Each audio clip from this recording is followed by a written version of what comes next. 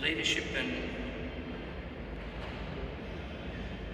first, my conflicts of interest. I do have some shares in an orthopaedic implant company, and as a principal investigator of the Australian Spine Registry, I've got sponsorships from multiple organisations. We were told to think of one thing that's made us a better leader, but I couldn't get it down to one, and I thought of three. If you look at great leaders, they've all had a very clear purpose and vision, and an ability to inspire the group with purpose and vision. So Gandhi had this belief in freeing the Indian nation from British colonialism. Mandela freeing South Africa from the horrors of apartheid. Martin Luther King believed that all people were equal. And Bill Gates and Steve Jobs believed that computers weren't just something for businesses, they were a tool that could be used by the whole community. So an organisation needs extreme clarity of purpose, and that's the first part that an organisation needs to identify. And the leader needs to believe in that purpose. And if the leader doesn't believe in the purpose, they either quit the organisation or they change the purpose of the organisation. The purpose needs to be a long-term purpose, and preferably for the greater good. Ambiguity of purpose leads to ambiguity of decision-making, whereas clarity of purpose leads to consistency of decision-making. This leads to trust, respect, and ultimately influence. Number two, I missed one. About 10 years ago, the Australian Orthopaedic Association examined its purpose. And we came up with a purpose that the organisation was to restore the wonder of movement. This is a focus, is very much focused on patients and access of patients to orthopaedic care. It's not about surgeons, although the surgeons are inevitable beneficiaries of this process. So if you look at training and education, you need a workforce that matches community needs.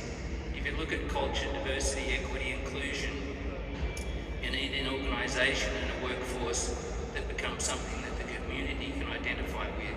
It can't just be a whole lot of males.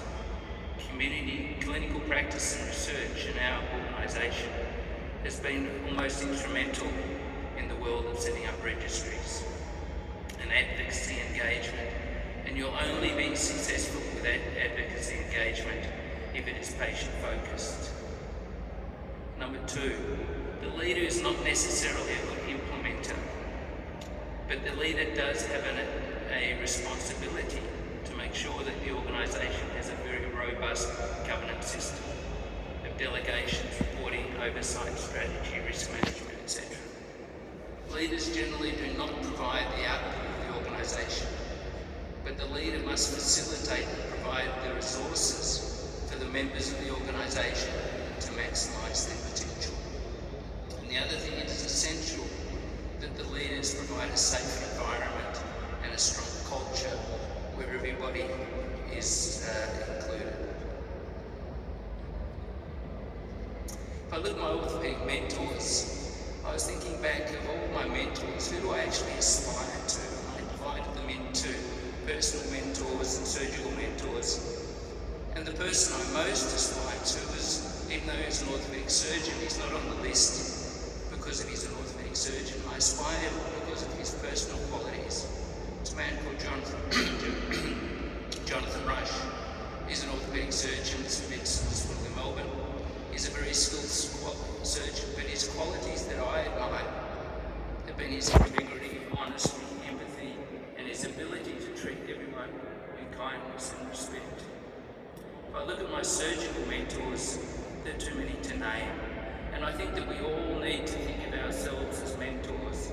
We all have something to teach each other, and we all need to be prepared to learn things from each other. Work-life balance is an impossible topic because as part of being an orthopaedic surgeon, we have a contract with patients to treat them with complete devotion. And so orthopaedics is an extremely demanding career with on-call, complications, hospital follow-ups. It does put enormous pressure on work-life balance, families, etc.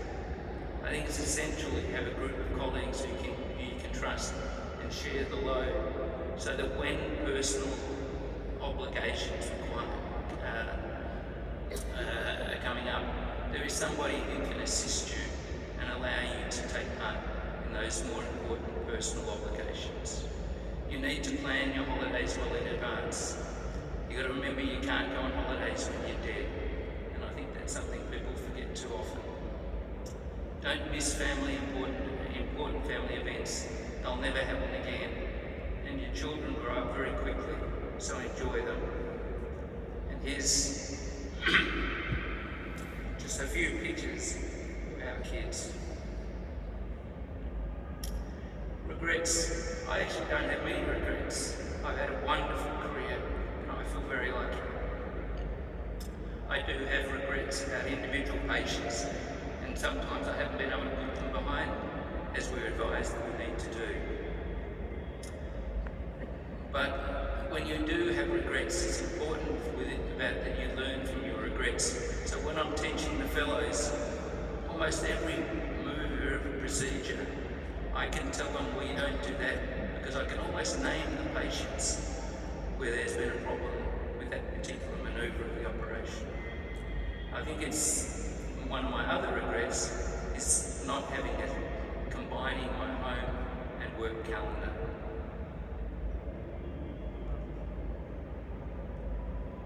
Advice. I think it's essential that we're all humble.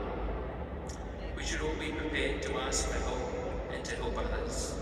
We all have failures and frailties, and a strong collegiate friendship group is an enormous asset. Remember that we're part of a team.